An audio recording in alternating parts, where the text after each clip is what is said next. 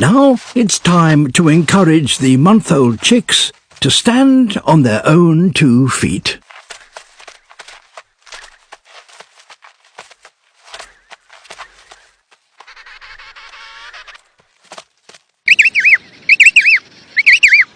Now both parents can head off to sea to go fishing.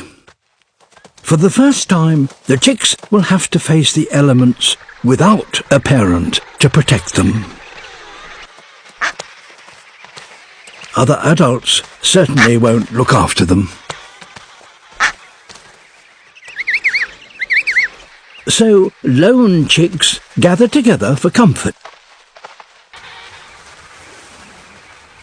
As the temperature drops to -25, the chicks instinctively create their own mini-huddle, just as their fathers do.